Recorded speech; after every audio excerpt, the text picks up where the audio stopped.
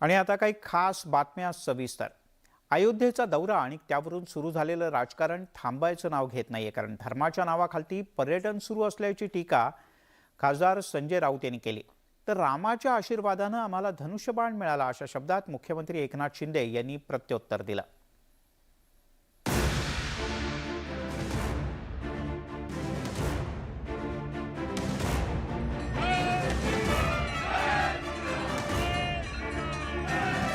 प्रभु रामचंद्र जी का धनुष्य बाण लेकर हम आए हैं यहाँ पर।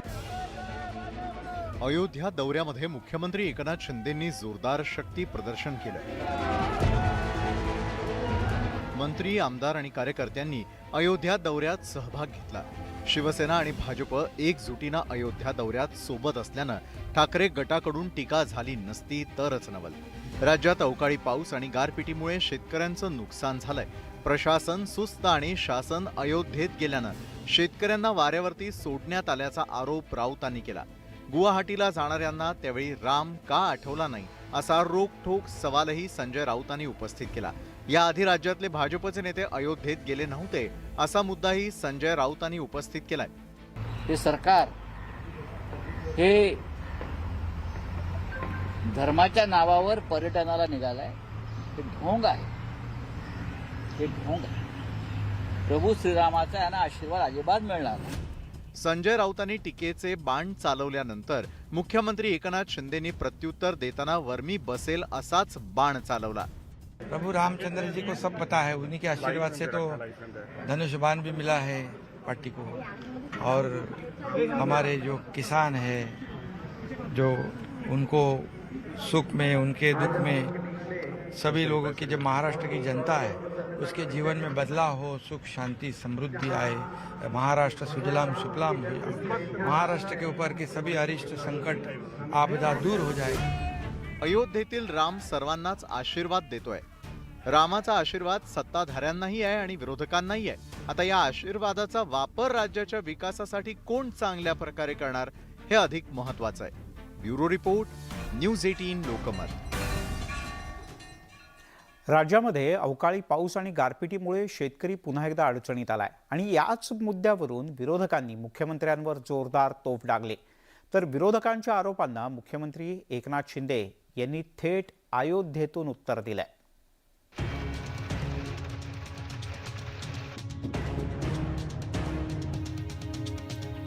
अवकाळी पाऊस आणि गारपिटीनं राज्याला पुन्हा तडाखा दिलाय। नैसर्गिक आपत्तीमुळे हातचं पीक गेल्यानं शेतकरी मोठ्या संकटात सापडलाय। तर दुसरीकडे मुख्यमंत्री एकनाथ शिंदे अयोध्येच्या दौऱ्यावर आहेत। नेमकी हीच संधी साधत संजय राऊतांनी मुख्यमंत्र्यांवर तोफ डागली। महाराष्ट्रामध्ये गेल्या 72 तासापासून अवकाळी पाऊस आणि गारपिटीनं शेतकऱ्यांचं प्रचंड नुकसान झालेलं आहे। मराठवाडा, विदर्भ, उत्तर महाराष्ट्र सर्वत्र शेतकऱ्यांचा हाहाकार उडालेला आहे। ठीक आहे, महाराष्ट्राचे प्रश्न वाऱ्यावर सोडून आपण गेलेला आहात। प्रभू श्रीराम तुम्हाला सुबुद्धी देव आणि या महाराष्ट्राला पुन्हा चांगले दिवस हो, एवढीच मी अपेक्षा करतो। ठाकरे गटापाठोपाठ राष्ट्रवादी काँग्रेसनंही अयोध्या दौऱ्यावरून मुख्यमंत्री एकनाथ शिंदेंवर टीका करण्याची संधी साधून घेतली।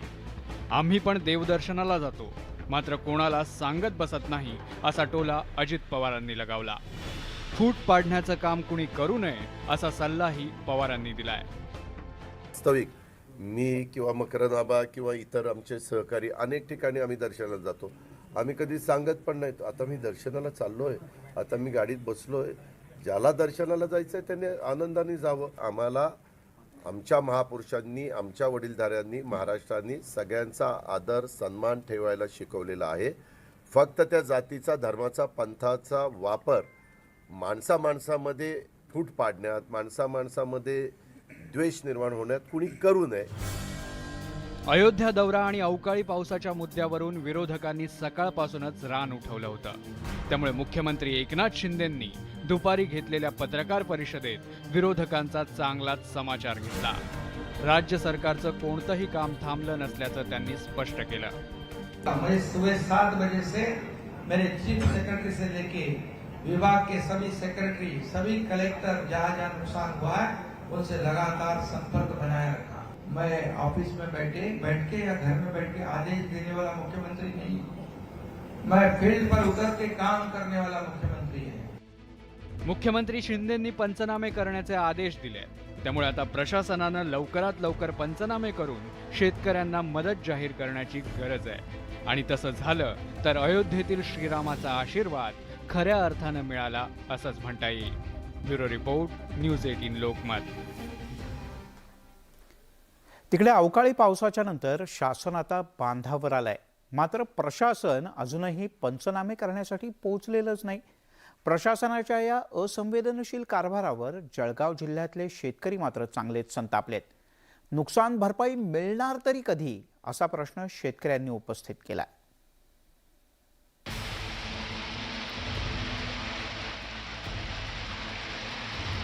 अवकाळी पावसानं मार्च महिन्यात जळगाव जिल्ह्याला तडाखा दिला होता. त्यानंतर कृषी मंत्री अब्दुल सत्तार यांनी शेतकऱ्यांच्या बांधावर जाऊन पाहणी केली. मदतीचं आश्वासन दिलं, मात्र महिना उलटून गेल्यानंतरही पंचनामे पूर्ण झालेले नाहीयेत. गारपिटीमुळे जिल्ह्यातील 13,000 हेक्टरवरील पिकांचं नुकसान झालंय, मात्र सरकारच्या आदेशानंतरही पाचोरा तालुक्यात पंचनामे झालेले नाहीत. शेतकऱ्यांचं नुकसान खूप मोठं झालेलं आहे. परंतु अब्दुल सत्तार जे मंत्री महोदय अब्दुल सत्तारांनी सांगितलं होतं की बाबा शेतकऱ्याच्या बांधावर आमचा अधिकारी येईल आणि पंचनामा करेल. अधिकारी आला नाहीये, त्याला बांधही दिसला नाही आणि शेतकरी दिसला नाही. फक्त घोषणांचा पाऊस पडलेला दिसतोय. माझी अपेक्षा आहे की आमची मदतीची अपेक्षा आहे, आम्ही शेतकरी म्हणून. अवकाळी पावसानं थैमान घातलं त्यावेळी अर्थसंकल्पीय अधिवेशन सुरू होतं.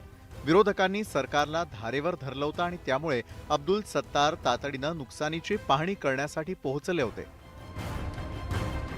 सन्माननीय मुख्यमंत्री महोदयाचे आदेश आहे का नुकसान झालेला कोणताही शेतकरी पंचनाम्यापासून वंचित राहणार नाही. तुम्ही वंचित नाही ठेवला तर सरकार मदत करण्यामध्ये त्याला जे काही धोरण आहे केंद्र सरकारचे, जे काही NDRFचे आपत्कालीन निकष त्याच्यापेक्षाही जास्त देतात का. आता शेती मालक आहे, दोघांनाही मी जाऊन ही सर्व परिस्थिती तुमची जाणीव जी आहे शेतकरी बांधवाची ती मुख्यमंत्री उपमुख्यमंत्री महोदयांना दाखवली. 31 मार्च रोजी पाचोरा तालुक्यातील काही भागात पावसामुळे शेतकऱ्यांचं मोठं नुकसान झालं. त्या ठिकाणी काही प्रमाणात राहिलेले पंचनामे सोमवारपर्यंत पूर्ण करून अहवाल सादर करणार असल्याची सारवासारव जिल्हा कृषी अधिकाऱ्यांनी केली. 31 मार्च रोजी पाचोरा तालुक्यामध्ये थोडं नुकसान झालं होतं. ते काही 8 ते 10 हेक्टरचं आहे. त्याचा अहवाल सुद्धा सोमवार किंवा मंगळवारी चालला जाईल. सर्व शेतकऱ्यांचे पंचनामे झालेले आहेत. मदतीची घोषणा झालेली आहे. आता पैसे येतील ते महसूलला येतील आणि महसूल मार्फत ते वाटप होतात. कृषी मंत्र्यांच्या आदेशानंतरही पंचनामे होत नसतील तर ही अत्यंत गंभीर बाब म्हणावी लागेल. पंचनामे झाले नाही अशा शेतकऱ्यांना पुन्हा एकदा आर्थिक संकटाला सामोरं जावं लागतंय. तर ज्यांचा अहवाल सादर करण्यात आलाय त्यांनाही महिना उलटून गेल्यानंतर नुकसान भरपाई मिळालेली नाही. अशा स्थितीत प्रशासनानं वेगानं काम करण्याची गरज निर्माण झाली आहे. नितीन नांदुरकर, न्यूज 18 लोकमत, जळगाव. पंतप्रधान नरेंद्र मोदी यांच्या डिग्रीवरून महाविकास आघाडीतले मतभेद उघड झाले आहेत. देश चालवण्यासाठी डिग्रीची गरज नसल्याचं मत राष्ट्रवादी काँग्रेसचे अध्यक्ष शरद पवार यांनी व्यक्त केलं. त्यामुळे ठाकरे गटाचे खासदार संजय राऊत यांच्यासह काँग्रेसची सुद्धा दातखीळ बसण्याची वेळ आली आहे. पाहुयात महाविकास आघाडीमध्ये सुरू असलेल्या गोंधळावळचा हा खास रिपोर्ट. मोदींची डिग्री, महाविकास आघाडीत 3rd डिग्री. पवारांच्या भूमिकेनं महाविकास आघाडी नापास. पवारांनी लावला राऊतांचा निकाल. पंतप्रधान नरेंद्र मोदी यांच्या डिग्रीवरून गेल्या काही दिवसांपासून नाहक वाद निर्माण करण्यात आलाय. नरेंद्र मोदींची डिग्री बनावट की खरी, असा प्रश्न विरोधकांकडून उपस्थित करण्यात आलाय. आम आदमी पार्टी आणि काँग्रेसनं तर या मुद्द्यावरून आक्रमक भूमिका घेतली. मात्र विरोधी पक्षात असलेले बडे नेते शरद पवार यांनी आप आणि काँग्रेसच्या भूमिकेला चांगलाच छेद दिलाय. देश चालवणं आणि डिग्री याचा काहीही संबंध नसल्याचं शरद पवारांनी सांगितलं आणि विरोधकांचे धाबे दणाणले.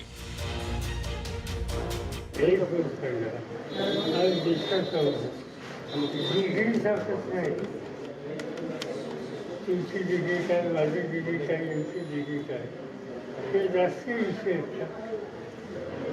आपण राष्ट्रीय विषय होणार लोकांच्या बेकारी, महागाई कायद्याची व्यवस्था त्याचे अनेक प्रश्न आहेत. नरेंद्र मोदींच्या डिग्रीवरून थैथयाट करणाऱ्या विरोधी पक्षांचा शरद पवारांनी एका वाक्यात करेक्ट कार्यक्रम केला. मात्र त्यानंतरही डिग्रीच्या मुद्द्यावरून विरोधकांनी उसना आणलं. संजय राऊतांनी त्यांचा हेका कायम ठेवला. खोटी डिग्री हे काय प्रतिष्ठेचं लक्षण नाही. ही त्यांच्या भूमिका असू शकतात, पण या देशामध्ये अरविंद केजरीवाल यांच्यासह अनेकांनी प्रधानमंत्र्यांची डिग्री ही कशी खोटी आहे, त्यांचं शिक्षणाची अर्हता कशी खोटी आहे हे समोर आणलं आहे. आणि प्रधानमंत्री खोटं बोलतायत, खोटी डिग्री दाखवतायत, हे चित्र काही चांगलं नाही. डिग्रीच्या वादाची सुरुवात दिल्लीचे मुख्यमंत्री अरविंद केजरीवाल यांनी केली होती. पंतप्रधान नरेंद्र मोदींच्या डिग्रीविषयी त्यांनी RTI अंतर्गत माहिती मागितली. माहिती आयुक्तांच्या आदेशांविरोधात गुजरात विद्यापीठानं उच्च न्यायालयात याचिका दाखल केली आणि त्यानंतर गुजरात हायकोर्टानं विद्यापीठाच्या बाजूनं निकाल दिला आणि केजरीवालांना 25,000चा दंड ठोठावत माहिती देण्यास नकार दिला होता. आता शरद पवारांनी डिग्रीच्या मुद्द्यावरून घेतलेल्या भूमिकेनं विरोधकांच्या राजकारणाला दुसऱ्यांदा चपराक बसली आहे. Bureau report, news 18 Lokmat. तिकडे डॉक्टर बाबासाहेब आंबेडकर जयंतीच्या बॅनरवरून भाजपचे प्रदेशाध्यक्ष चंद्रशेखर बावनकुळे वादात सापडले. बावनकुळे यांच्या घराबाहेर काही उत्साही कार्यकर्त्यांनी आंबेडकर जयंतीच्या संदर्भात एक बॅनर लावला, पण या बॅनरवर बाबासाहेब आंबेडकरांपेक्षा मोठा फोटो आहे तो बावनकुळेंचा आणि यावरूनच मोठी टीकेची झोड उठली आणि बावनकुळे यांनी माफीही मागितली. भाजपचे प्रदेशाध्यक्ष चंद्रशेखर बावनकुळे आपल्या उत्साही कार्यकर्त्यांमुळे चांगलेच अडचणीत आल्याचं चित्र आहे. डॉक्टर बाबासाहेब आंबेडकर जयंतीनिमित्तानं नागपूरच्या कोराडी इथं भाजपच्या काही कार्यकर्त्यांनी शुभेच्छांचे बॅनर लावले, पण या बॅनरवर डॉक्टर बाबासाहेब आंबेडकरांपेक्षा चंद्रशेखर बावनकुळेंचा फोटो मोठा लावण्यात आलाय. एवढंच नाही तर बावनकुळेंचा फोटोही बाबासाहेबांच्या फोटोच्या वरती लावण्यात आला. या बॅनरचे फोटो व्हायरल झाल्यानंतर टीकेची झोड उठली. राष्ट्रवादीचे नेते जितेंद्र आव्हाड यांनीही ट्विट करत बावनकुळेंना हा प्रकार मान्य आहे का असा थेट सवाल केला. अखेर बावनकुळेंनी समोर येत या प्रकरणी स्पष्टीकरण देत दिलगिरी व्यक्त केली आहे आणि बॅनर लावणाऱ्या कार्यकर्त्याचं निलंबन करणार असल्याचं सांगितलंय. अनावधानाने चुकीच्या याच्यामध्ये ज्या पद्धतीने ते केलं आहे ते बॅनर तात्काळ एका सेकंदात काढलं, दुसऱ्याच मिनिटाला काढलं जेव्हा माहीत झालं तेव्हा. पण या पद्धतीने कोणी करू नये. त्या कार्यकर्त्यांना मी अनावधानाने केला त्यांनी मला सांगितलं, पण त्यांना पक्षातूनही कमी करणार आहे, कारवाई करणार आहे आणि ही पोस्ट मला मान्य नाही, ही चुकीची आहे. बॅनरचे फोटो व्हायरल झाल्यानंतर बॅनर लावणाऱ्या कार्यकर्त्यांनाही आपली चूक लक्षात आली. आंबेडकरी जनतेच्या भावना दुखावल्याप्रकरणी या बॅनरबाजांनीही माफी मागितली. त्यासाठी माफीनाम्याचं एक वेगळं बॅनर लावलं गेलं. अखेर या बॅनरबाजीशी बावनकुळेंचा संबंध नसल्याचं स्पष्ट झालं, पण काही उत्साही कार्यकर्त्यांच्या या प्रकारामुळे चंद्रशेखर बावनकुळेंची मात्र पंचायत झाली. Bureau report, news 18 Lokmat. मंडळी, आता उन्हाळ्याच्या सुट्ट्या सुरू झाल्यात आणि त्यामुळे पर्यटकांचं पाऊल हे कोकणच्या समुद्र किनाऱ्याकडे वळू लागलंय. मात्र तिथे एक नवीनच धोका निर्माण झालाय. पाहुयात या संदर्भातला एक खास रिपोर्ट.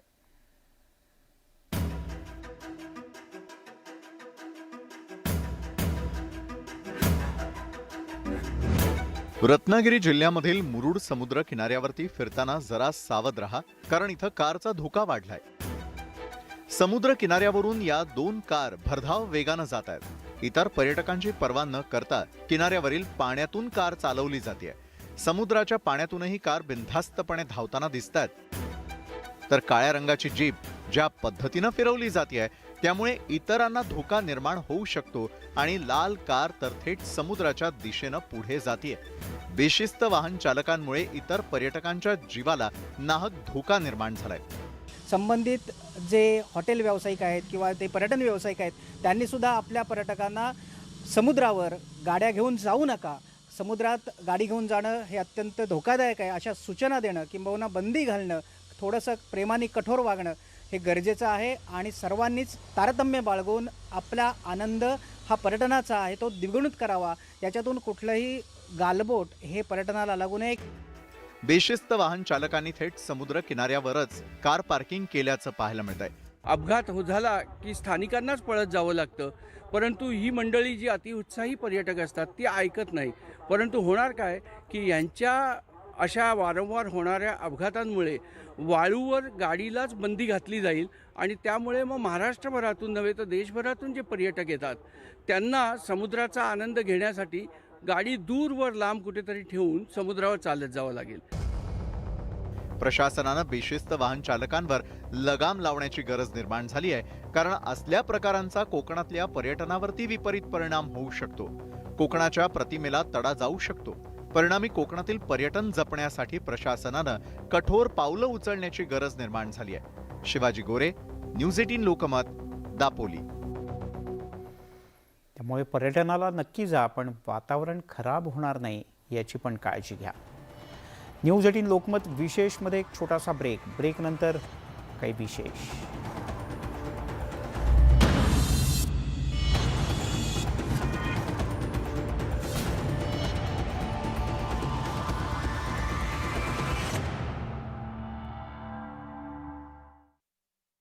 तर या कुत्र्याला वाचवण्यासाठी जेसीबीची मदत घेण्यात आली.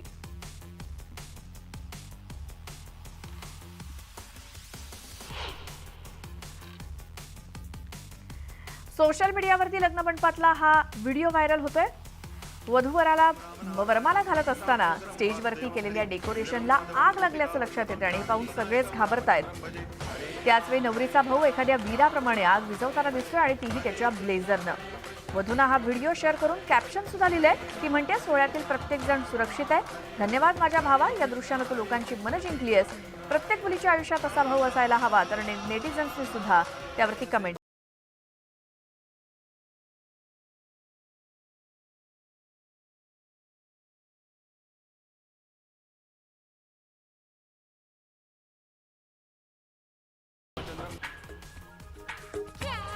सध्या सोशल मीडियावरती दिल्ली मेट्रोचे प्रवासी ट्रेंडमध्ये आहेत. आता त्यात प्रवास करणारे काही लोक डब्यामध्ये नाचू लागतात, तर काही अस्ताव्यस्त रील सुद्धा बनवतात. आता मुंबईतून एक व्हिडिओ समोर आलाय ज्यामध्ये एक तरुणी रेल्वे स्टेशनच्या प्लॅटफॉर्मवरती अशा पद्धतीनं डान्स करते की तिची स्टाईल पाहून तुम्हाला देखील धक्का बसेल. तिचा डान्स असा आहे की प्लॅटफॉर्मवरून जाणाऱ्या प्रवाशांना चालताना त्रास होतोय. काही लोक थांबतायत, काही मुलीकडे पाहू लागतायत. मुलीचा विचित्र डान्स पाहिल्यानंतर नेटकरी सुद्धा हैराण झाले.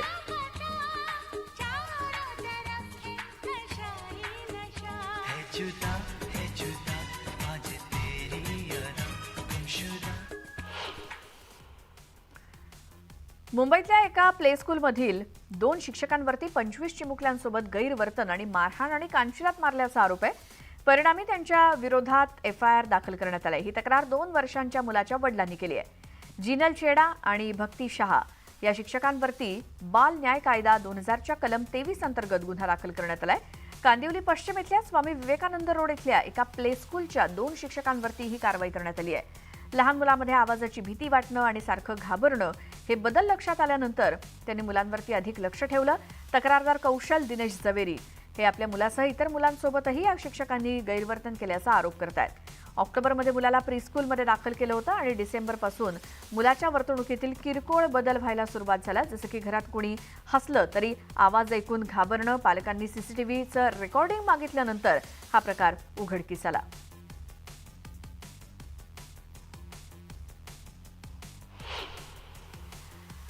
भारतीय रस्त्यावरती अवजड वाहन चालकांची काही कमतरता नाही आणि आता JCB ड्रायव्हरचा पराक्रम इंटरनेटवरती पाहायला मिळतोय. ज्या पद्धतीने त्यानं गाडीला रस्ता दिलाय तो चर्चेत आहे. आता या व्हायरल व्हिडिओमध्ये JCB मशीन वाटेत खोदकाम करत असल्याचं दिसतंय आणि तितक्यात एक गाडी येते. आता JCBमुळे रस्ता अडवला जातो. मग काय, JCB मशीन ड्रायव्हर आपले अप्रतिम कौशल्य दाखवते आणि बकेट आणि लोडरच्या मदतीनं संपूर्ण JCB उचलतो. असं केल्यानं JCB वर उचलला जातो आणि त्याखालून गुहेसारखा रस्ता तयार होतोय. त्यानंतर कार चालक खालून कार घेऊन निघून जातो आणि ड्रायव्हरचं हे आश्चर्य पाहून लोक त्याला भारी ड्रायव्हर म्हणतात.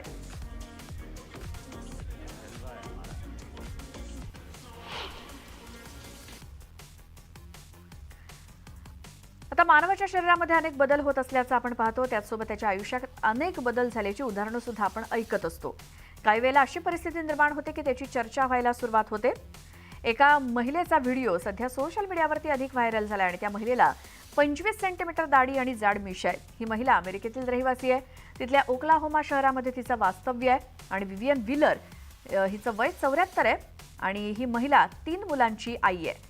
या महिलेला सगळ्यात लांब दाढी असल्यामुळे गिनीज बुक ऑफ वर्ल्ड रेकॉर्ड्समध्ये तिची नोंद करण्यात आली आहे. खरं तर ही महिला विवियन हायपरट्रिसोसिस सिंड्रोममुळे पीडित आहे आणि हायपरट्रिसोसिस सिंड्रोममुळे या महिलेच्या चेहऱ्यावरती केस यायला सुरुवात झाली आहे. त्यानंतर महिलेनं दाढी करणं बंद केलं आणि दाढी मिशा वाढवल्या आहेत.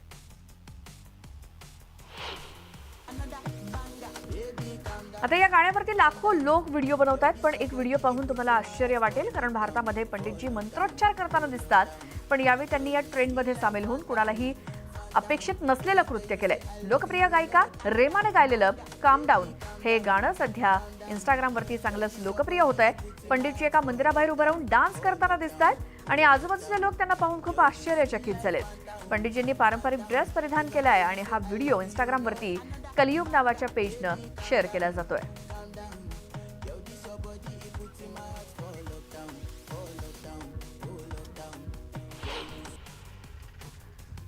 सोशल मीडियावरती कधी काय व्हायरल होईल याचा काही नेम नाही. कधी कोणी हेलिकॉप्टर तयार करतंय तर कोणी जुगाड करून घरीच बाईक तयार करतंय. सध्या सोशल मीडियावरती एक नवा व्हिडिओ व्हायरल झालाय. हा व्हिडिओ पाहिल्यानंतर अनेकांनी हे तयार करणाऱ्याचं कौतुक केलंय. बोरवेलचा हातपंप स्वतः चालत असल्यामुळे परिसरात बघ्यांची मोठी गर्दी होतीये. व्हायरल झालेल्या या व्हिडिओमध्ये एका व्यक्तीनं जुन्या सायकलचा पार्ट वापरून जुगाड केला आणि व्यक्तीनं त्याला देशी हँडपंप असं नाव दिलंय. त्याच्यासाठी त्या व्यक्तीनं हा हातपंप आणि सायकलची चेन तसंच इलेक्ट्रिक स्विच या गोष्टींचा वापर केलाय. आणि हा व्हिडिओ पाहिल्यानंतर तुमच्या लक्षात येईल की इलेक्ट्रिक स्विचला वायर जोडून मोटर बसवण्यात आली आहे, जी सायकलच्या चेन पेडलला आणि पाईपच्या साह्यानं हातपंपाला जोडण्यात आली आहे. स्विच दाबताच हातपंप आपोआप चालू होऊन पाणी बाहेर येऊ लागतंय.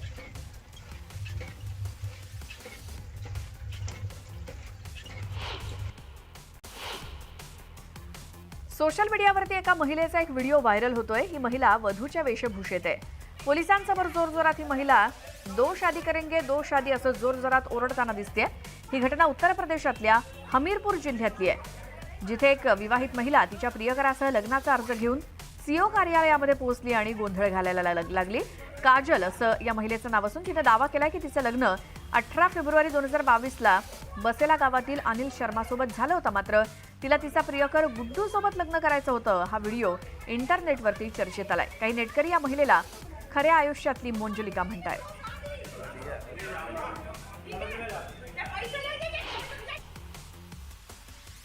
बिबट्यापासून माणूसच नाही तर प्राणी देखील दूर राहतात आणि सोशल मीडियावरती एक व्हिडिओ व्हायरल होतोय, जो पाहून तुम्ही म्हणाल, जेव्हा जीवनाच्या संघर्षाची वेळ येते तेव्हा प्रत्येक जण एकमेकांना साथ देतो. वास्तविक या 10 सेकंदाच्या क्लिपमध्ये आपण पाहू शकतोय की एक खोली पाण्यानं भरलेली आहे, जिथे एक कुत्रा बिबट्याच्या पाठीवरती लटकून स्वतःला बुडण्यापासून वाचवतोय. आश्चर्याची बाब म्हणजे बिबट्या त्याच्यावरती हल्ला करण्याऐवजी शांतपणे उभा आहे आणि नेटिझन्स या बिबट्याला दयाळू बिबट्या म्हणतायत.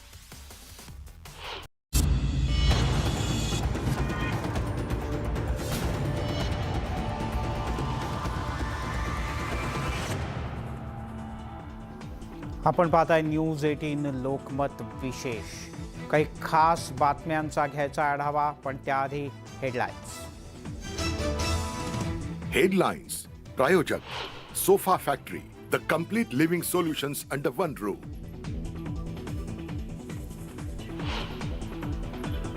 मुख्यमंत्री एकनाथ शिंदे यांच्या हस्ते संत महंतांच्या उपस्थितीत अयोध्येत शरयू नदी किनारी महाआरती. राज्यातील शिवसेना भाजपचे नेते आणि हजारो शिवसैनिकांची उपस्थिती.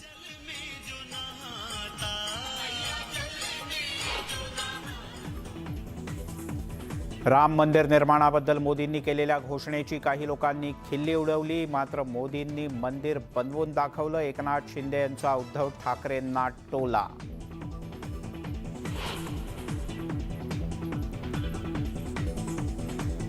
अवकाळीवरून विरोधकांनी केलेल्या टीकेचा मुख्यमंत्र्यांकडून समाचार. अयोध्येत असलो तरी जिल्हाधिकाऱ्यांना नुकसानीच्या पंचनाम्याचे आदेश दिल्याचं केलं स्पष्ट.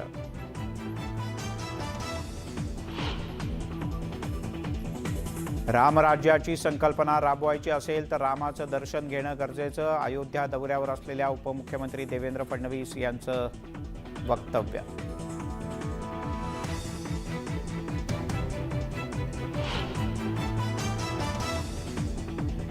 धर्माच्या नावाखाली पर्यटन सुरू आहे. ठाकरे गटाचे खासदार संजय राऊत यांची टीका, तर आम्हीही देवदर्शनाला जातो, कुणाला सांगत बसत नाही. शिंदे फडणवीसांच्या अयोध्या दौऱ्यावर अजित पवार यांचा टोला.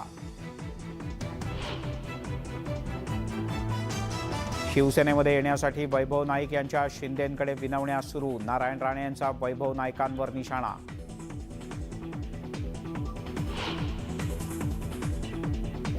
राज्यात पुन्हा एकदा अवकाळीचा तडाखा. शिर्डी, मावळ आणि वाशिमसह राज्याच्या विविध भागात पावसाच्या सरी. शेती पिकं आणि फळबागांना मोठा फटका बसण्याची शक्यता.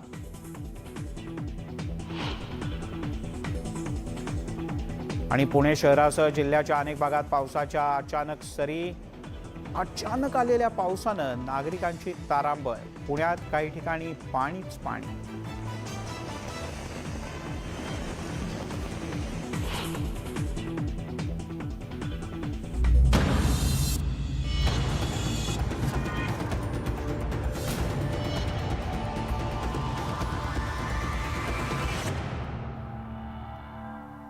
आणि न्यूज 18 लोकमत विशेषमध्ये काही विशेष बातम्या. राष्ट्रवादी काँग्रेसचे अध्यक्ष शरद पवार यांचं एक विधान खूप महत्त्वाचं आहे. त्यांनी उद्योगपती गौतम अदानी यांची पाठराखण केल्यानंतर अपेक्षेप्रमाणे काँग्रेसनं आता शरद पवार यांच्यावर जोरदार टीका करायला सुरुवात केली.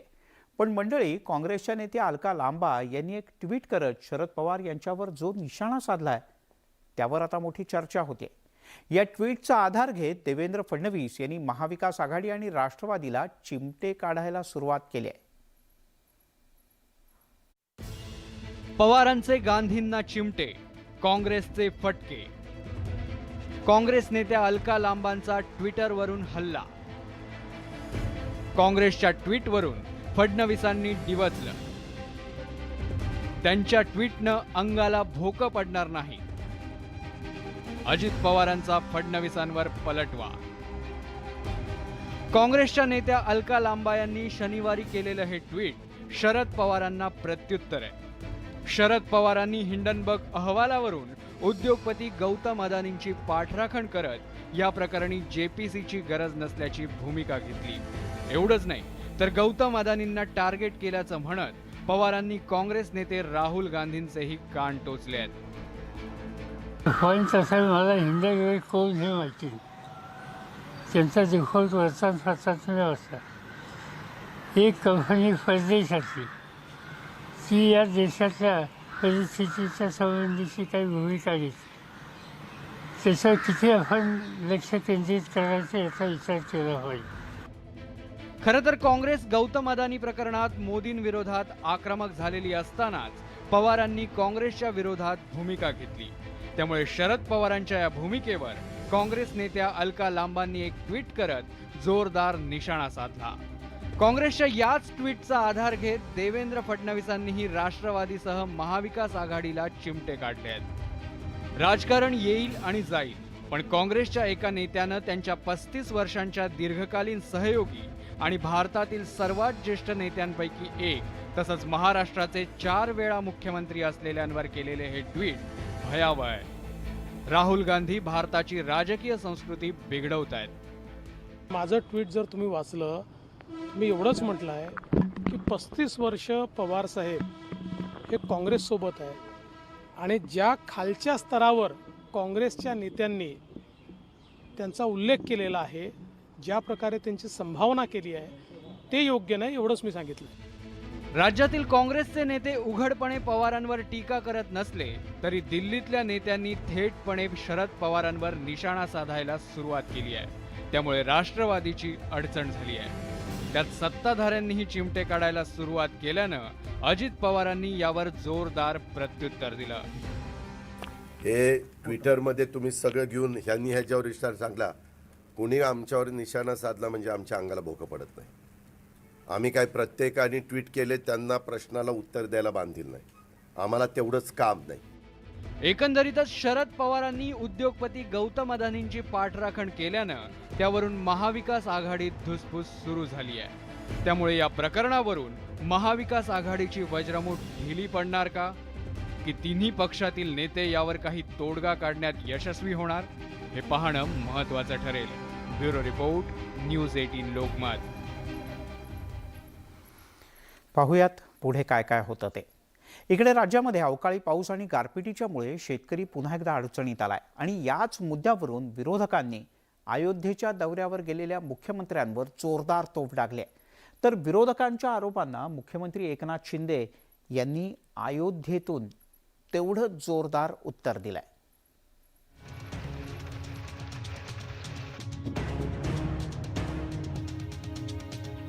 अवकाळी पाऊस आणि गारपिटीनं राज्याला पुन्हा तडाखा दिलाय. नैसर्गिक आपत्तीमुळे हातचं पीक गेल्यानं शेतकरी मोठ्या संकटात सापडलाय. तर दुसरीकडे मुख्यमंत्री एकनाथ शिंदे अयोध्येच्या दौऱ्यावर आहेत. नेमकी हीच संधी साधत संजय राऊतांनी मुख्यमंत्र्यांवर तोफ डागली. महाराष्ट्रामध्ये गेल्या 72 तासापासून अवकाळी पाऊस आणि गारपिटीनं शेतकऱ्यांचं प्रचंड नुकसान झालेलं आहे.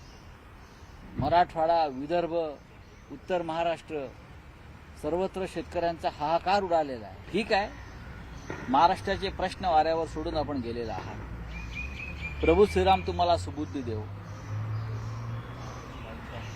आणि या महाराष्ट्राला पुन्हा चांगले दिवस हो, तेवढीच मी अपेक्षा. ठाकरे गटापाठोपाठ राष्ट्रवादी काँग्रेसनंही अयोध्या दौऱ्यावरून मुख्यमंत्री एकनाथ शिंदेंवर टीका करण्याची संधी साधून घेतली. आम्ही पण देवदर्शनाला जातो, मात्र कोणाला सांगत बसत नाही असा टोला अजित पवारांनी लगावला. फूट पाडण्याचं काम कुणी करू नये असा सल्लाही पवारांनी दिलाय. वास्तविक मी किंवा मकरंद किंवा इतर आमचे सहकारी अनेक ठिकाणी आम्ही दर्शनाला जातो. आम्ही कधी सांगत पण नाहीत. आता मी दर्शनाला चाललोय, आता मी गाडीत बसलोय. ज्याला दर्शनाला जायचंय त्याने आनंदाने जावं. आम्हाला आमच्या महापुरुषांनी, आमच्या वडीलधाऱ्यांनी, महाराष्ट्राने सगळ्यांचा आदर सन्मान ठेवायला शिकवलेला आहे. फक्त त्या जातीचा, धर्माचा, पंथाचा वापर माणसामध्ये फूट पाडण्यात, माणसामध्ये द्वेष निर्माण होण्यात कुणी करू नये. अयोध्या दौरा आणि अवकाळी पावसाच्या मुद्द्यावरून विरोधकांनी सकाळपासूनच रान उठवलं होतं. त्यामुळे मुख्यमंत्री एकनाथ शिंदेंनी दुपारी घेतलेल्या पत्रकार परिषदेत विरोधकांचा चांगलाच समाचार घेतला. राज्य सरकारचं कोणतंही काम थांबलं नसल्याचं त्यांनी स्पष्ट केलं.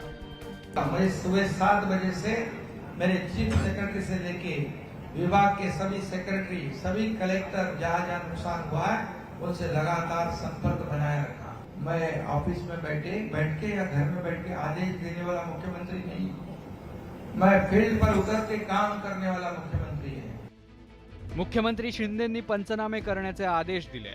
त्यामुळे आता प्रशासनानं लवकरात लवकर पंचनामे करून शेतकऱ्यांना मदत जाहीर करण्याची गरज आहे. आणि तसं झालं तर अयोध्येतील श्रीरामाचा आशीर्वाद खऱ्या अर्थानं मिळाला असंच म्हणता येईल.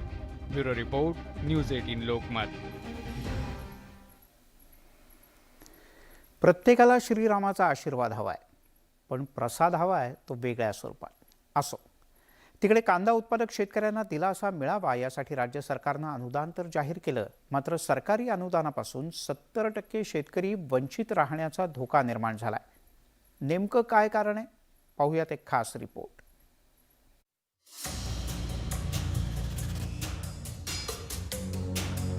कांद्याला कवडी मोल बाजारभाव मिळत असल्यानं शेतकरी अडचणीत सापडलाय. त्यामुळे राज्य सरकारनं शेतकऱ्यांना दिलासा मिळावा यासाठी कांद्याला अनुदान जाहीर केलंय. मात्र या अनुदानाचा परतावा घेणं जाचक अटींमुळे जिकरीचं ठरू लागलंय. बाजार समितीत विक्रीला आलेला कांदा आणि त्या कांदा पिकाची ई-पीक पाहणी नोंदणी आवश्यक करण्यात आली आहे. मात्र डोंगराळ भागातील शेतकऱ्यांना तांत्रिक अडचणींमुळे ई-पीक पाहणी नोंदणी करणं शक्य होत नाही. मोबाईल नेटवर्कचा प्रॉब्लेम, ई-पीक नोंदणीबाबत माहितीचा अभाव यामुळे अनुदान मिळवताना अडचणी निर्माण होत आहेत. अनेक ठिकाणी ही रेंज नसल्या कारणानं ई-पीक पाहणी करणं सोपं जात नाही. त्यामुळं आम्हाला, आमच्यासारख्या अनेक शेतकऱ्यांना या ठिकाणी ई-पीक पाहणीचं नोंदणी न झाल्यामुळे आम्ही अर्ज दाखल करू शकत नाही आणि अशा अनेक अडचणी येऊन हा फक्त शेतकऱ्यासाठी सरकारने जाहीर केलेलं अनुदान हे फक्त कागदोपत्रीच राहू शकतं अशी आम्हाला शंका यायला लागलेली आहे. कांद्याला प्रति क्विंटल 350 रुपये अनुदान राज्य सरकारनं जाहीर केलंय. 200 क्विंटल पर्यंत कांदा अनुदानाची मर्यादा ठेवण्यात आली आहे. मात्र तांत्रिक अडचणी कशा सोडवायच्या हा प्रश्न आत्ता निर्माण झालाय. आमचं म्हणणं सरकारला एवढं आहे का कांद्याची 7/12वरची ई पीक पाहणीची अट शिथिल करावी. गावामधल्या 5 पंचांच्या सह्या घेऊन त्याचा कांदा होता की नव्हता हा त्याच्यावरती त्यांचा दाखला घ्यावा. तशा प्रकारची मागणी आम्ही पणन संचालक आणि या विभागाचे आमदार माजी गृहमंत्री दिलीपराव वळसे पाटील यांच्याकडे केले. अडचणीत सापडलेल्या शेतकऱ्याला मदत मिळण्यासाठी तांत्रिक अडचणी सोडवणं गरजेचं आहे आणि जर तांत्रिक अडचणी सोडवता येत नसतील तर ऑफलाईन पद्धतीनं मदत देण्याच्या दृष्टीनं पावलं उचलावी लागतील, तरच शेतकऱ्यांना न्याय देता येईल. रायचंद शिंदे, न्यूज 18 लोकमत, जुन्नर. तिकडे मुंबई महानगरपालिकेनं मंडईचं भाडं वाढवलंय. काही ठिकाणी तर भाड्यात थेट 100% वाढ झाली आहे आणि याचा मोठा फटका सर्वसामान्य दुकानदारांना बसतोय. ही वाढ अन्यायकारक असल्याची भावना हे सगळे बोलून दाखवतात.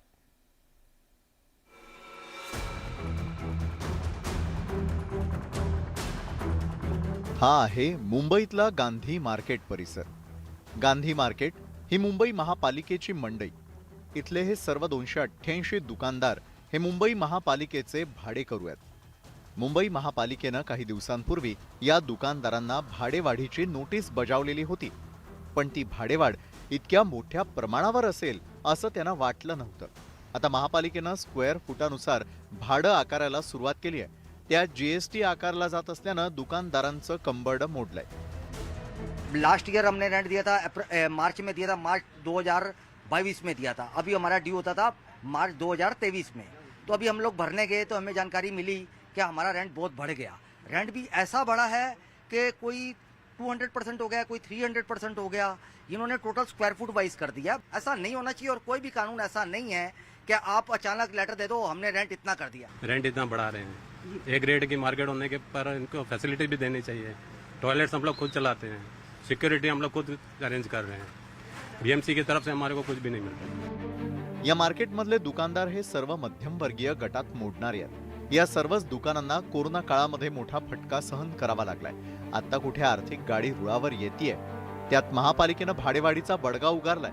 अनेक नगरसेवकांनीही ही भाडेवाढ अन्यायकारक असल्याची तक्रार महापालिका प्रशासकाकडे केलेली आहे. मुंबई महानगरपालिकाचे असा जे मुंबईकडचे टॅक्सचे पैसे आहे ते पूर्णपणे वाया घालतात आणि एक मोठ्या प्रमाणावर लूट महानगरपालिकामध्ये आता आरंभ झालेला आहे. या भ्रष्टाचाराला कुठे ना कुठे छाप जे आहे कुठे ना कुठे राज्य सरकार काढायला पाहिजे असं माझं मागणी आहे. मुंबईमध्ये एकूण 92 मंड्या आहेत. त्यामुळे हजारो दुकानदारांना या भाडेवाढीचा फटका बसलाय. कारवाईच्या भीतीनं अनेकांनी वाढलेल्या दराप्रमाणे भाडं भरलंही, पण यापुढे इतकं भाडं कसं परवडणार हा प्रश्न या दुकानदारांसमोर आहे. व्हिडिओ जर्नलिस्ट गणेश घनगटसह प्रणाली कापसे, न्यूज 18 लोकमत, मुंबई. आपण पाहताय न्यूज 18 लोकमत विशेष. सध्या रमजानचा पवित्र महिना सुरू आहे. मुस्लिम बांधव महिनाभर धार्मिक विधींमध्ये व्यस्त असतात. या रमजान महिन्यात जकातीला मोठं महत्त्व आहे. पण ही जकात म्हणजे नेमकं काय, तिचा उद्देश तरी काय असतो, पाहूयात एक खास रिपोर्ट.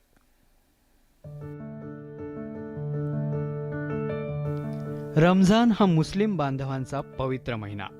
या पवित्र महिन्यात मुस्लिम बांधव पुण्य कमावण्यासाठी अल्लानं सांगितलेल्या संदेशाचं पालन करतात. रमजानचा खरा अर्थ गरिबांच्या जाणीवा समजून घेऊन त्यांना मदत करणं असाच आहे. गरजू आणि गोरगरिबांना मदत देणं म्हणजे जकात. आपल्या वर्षभरातल्या कमाईचा 2.5% भाग हा जकातीच्या माध्यमातून गरजूंना दिला जातो. असल में मफलूकुल हाल, परेशान, बेवाव, यतीम, अनाथ बच्चों की मदद करना ये ज़कात का मकसद है और ताकि वो लोग अपनी ज़रूरियात ज़िंदगी भी बाइज्जत तरीके से अदा कर सकें. रमजान महिन्यात दिली जाणारी जकात ही अनेक स्वरूपात असते.